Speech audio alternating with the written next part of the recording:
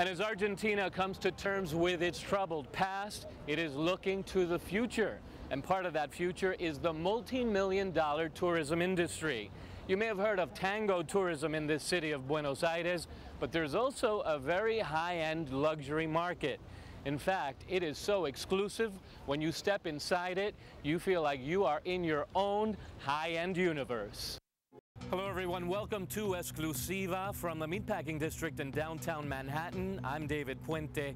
Across the country, these are hard economic times, and you'd think in times like these, luxuries would be out. But not everyone in this neighborhood thinks so.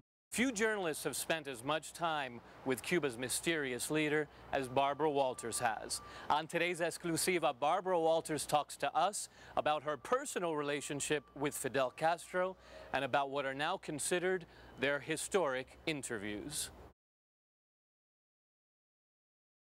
Hello everyone, I'm David Puente in New York. Welcome to Exclusiva, Hispanic news on ABC News Now. The world spotlight is focused on the United Nations this week, where the 62nd Annual General Assembly is taking place. Earlier this week, I spoke with Michelle Bachelet, the first female president of Chile. Governor, some believe that really the core of immigration, and to really resolve and to start getting around the illegal immigration problem in the United States, one has to address poverty, and poverty not only in the U.S. but in Mexico and Latin America, to stop the flow of these immigrants. How would you, as president, work with Mexico, not just to say, hey, Mexican government, it's your problem, you need to create these jobs for your people, but is it in the best interest of the U.S. to help do that? 1977 interview is a classic. It made history because for the first time it showed Fidel Castro as a human being, the man behind the uniform. El Cantante means the singer. It's also the title of the new film starring Mark Anthony and Jennifer Lopez. That's right, he gets top billing, but in more than one way, she's the boss. You recently released Como Ama Una Mujer. Yes. You're now going to go on tour with your husband. Yes. El Cantante is out. Some people are calling this the Jennifer Lopez comeback. Oh, really? Would you call it that? So is President Chavez accepting his defeat gracefully? Absolutely. It's a lost battle, but not the end of the war, said Hugo Chavez. And the socialist revolution in Venezuela, he said, is very much alive. He told his opposition that they won fair and square.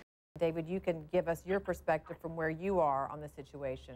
I was just at the press conference with Commissioner Kelly and Mayor Bloomberg. The area here in Times Square, as Alan was saying, although still closed off to vehicle traffic and tourists, the side streets right to the west and to the east of Times Square are filled with tourists.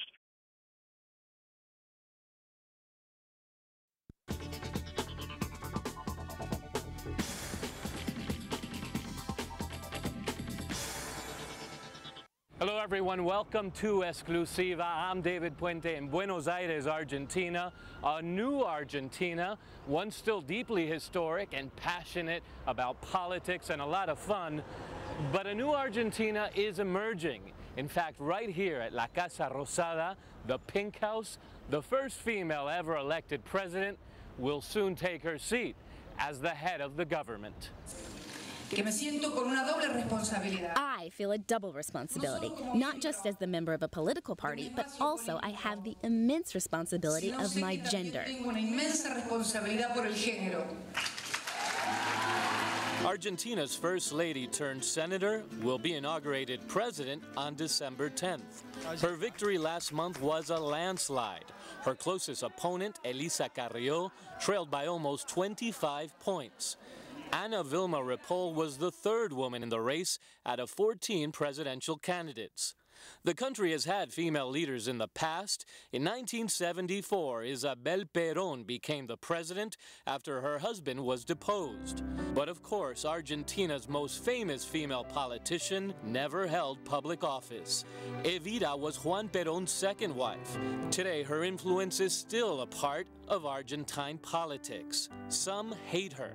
Others love the former First Lady so much, they consider her a saint. The Peronist party to which Evita belonged is also Cristina Fernandez's party, known for its support from women and the working class. Some Argentines see similarities between the two leaders. Evita's represented the low-class people in Argentina, and right now that kind of that economic class needs like an image, and Cristina will be that image.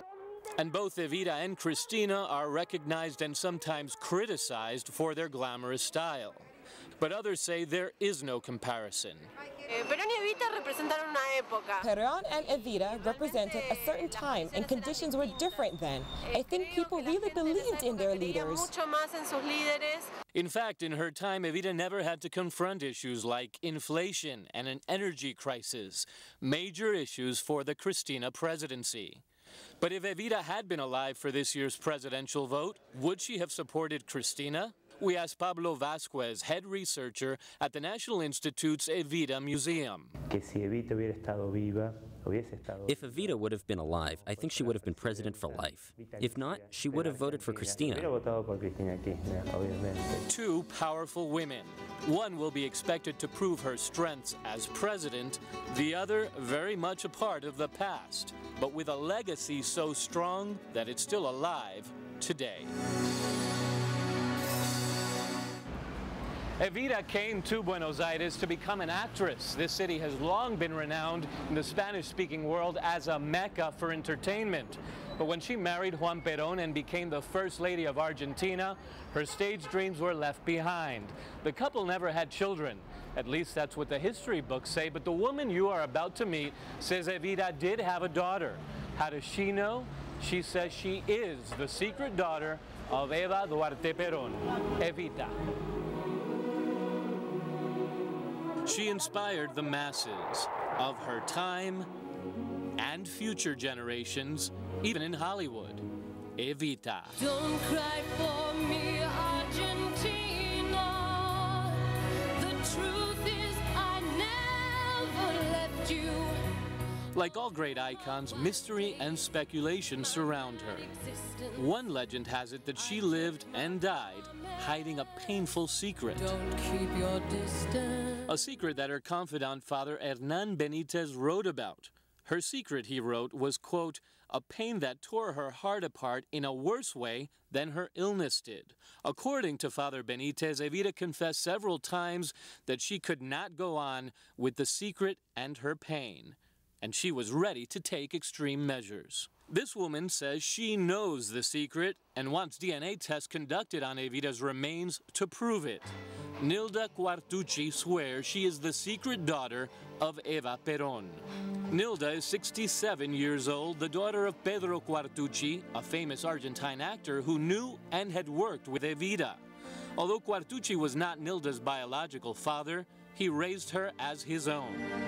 In 2003, the Argentine courts ordered DNA tests of Nilda Quartucci and Evita's living sisters. The results were negative. But that hasn't stopped Nilda Quartucci from petitioning the Argentine Supreme Court. She wants DNA samples from the remains of the woman she says was her mother. If the results were negative with the supposed sisters of my mother, it means that they are not the sisters of my mother. So you think Evita's mother might not have been her biological mother? Possibly, that she wasn't Evita's mother, and the two sisters with which my DNA was tested were not Evita's blood sisters. If Evita was your mother, why would she not want to ever have seen you? Why didn't she reach out to you? She tried to see me when she found out I was alive in 1946. My mother was told I was born dead. In 46, she finds out I am alive and she wants to find me. But think about society in 1946. How could a woman say she had a daughter, and how could she come get me when she was practically the president of the country? How did you start believing that you are the daughter of Evita? Soy la hija de Evita. I am Evita's daughter, and I have reasons to say so. I was 26 when my father told me so, and famed doctors in Argentina told me I was. And when my daughter went to talk to Father Hernan Benitez, he told her to hug the bust of her grandmother, Evita. Why should people believe that you are the daughter of Evita Perón? No. People don't have to believe me, the people. In general, they don't have to believe me. It's logical. But there are many people here in Argentina who know this is absolutely true. There are intelligence services, the military, people in government who know this is true.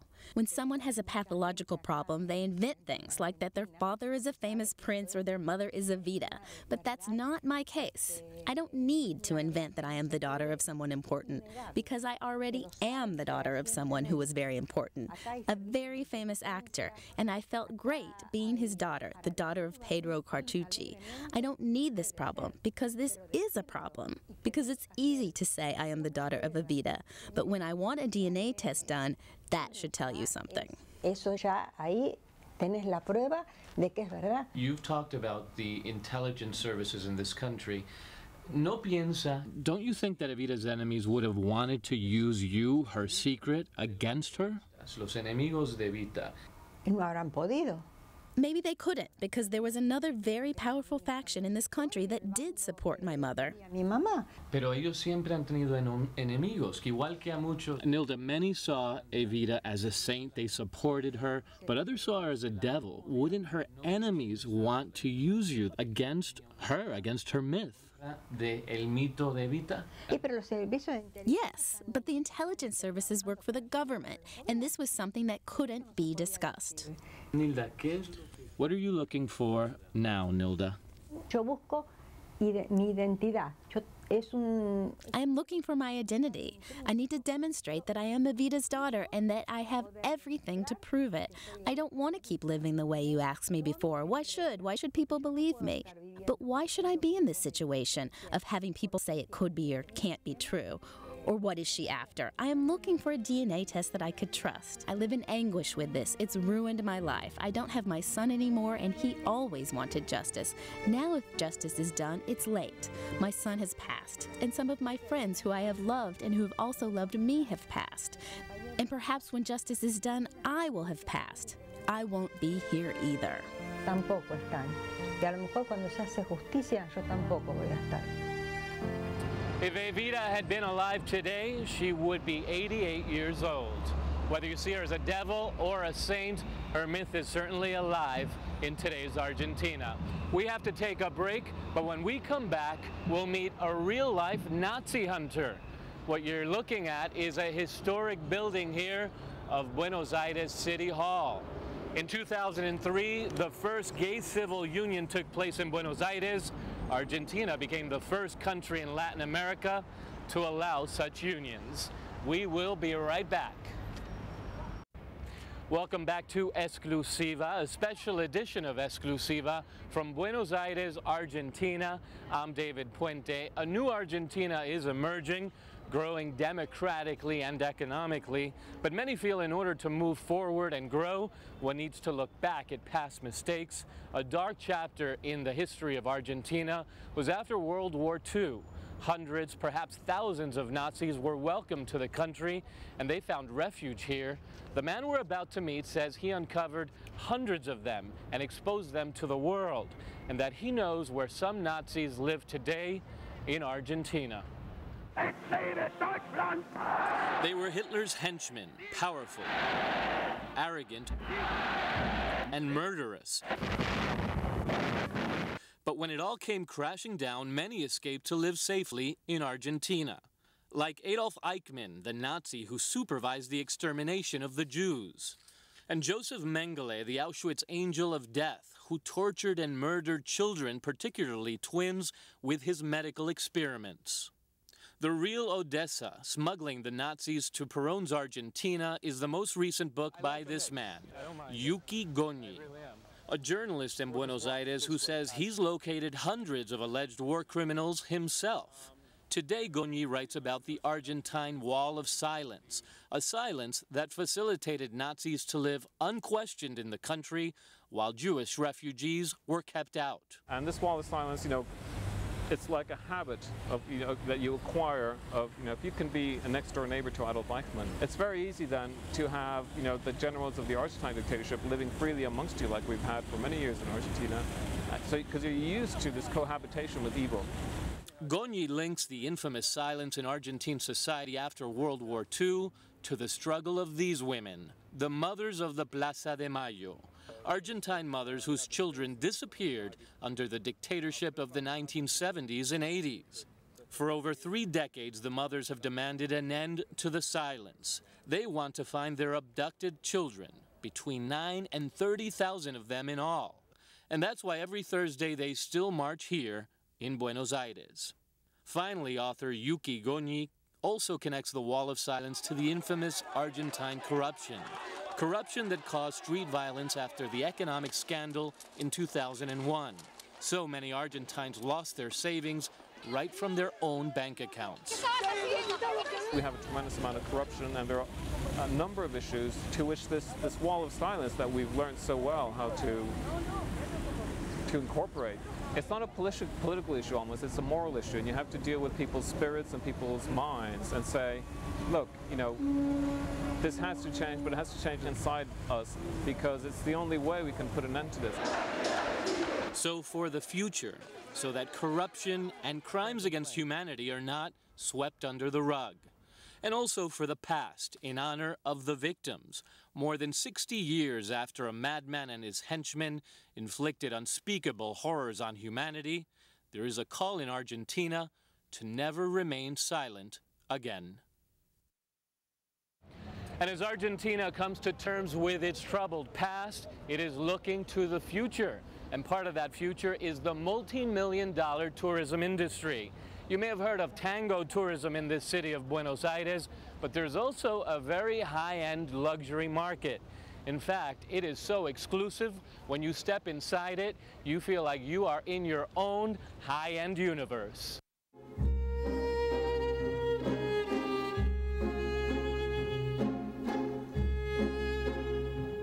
Sure, tango tourism is still popular in Buenos Aires. Foreigners can't get enough of the milongas, the tango dances. But other tourists, some well-known, like the First Daughters, Barbara and Jenna Bush, have recently come to the Argentine capital for fashionable shopping, nightlife,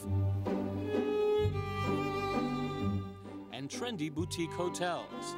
This is where the Bush twins stayed, the Crista Hotel, in the hip Palermo district. We got a sneak peek inside the quiet and comfortable hotel with its own spa, cozy courtyards, and the very bedrooms where the First Daughters slept. They shared the rooms with friends, several girlfriends. Fancy rooms, but nothing like the luxury we saw across town in the emerging Puerto Madero district, an area of the capital that even has its own police force. It's where we found the Faena Hotel. Actually, it's called the Faena Universe. A universe designed by Philip Stark and made up of a cabaret, club lounge, an all-white bistro with unicorns, and of course, the swimming pool. So exclusive that each guest can have their own personal concierge, or rather, experience manager, as they're called here. This luxe universe is a definite high in the land of so many highs and lows, so many moments of glory and times of shame. What's in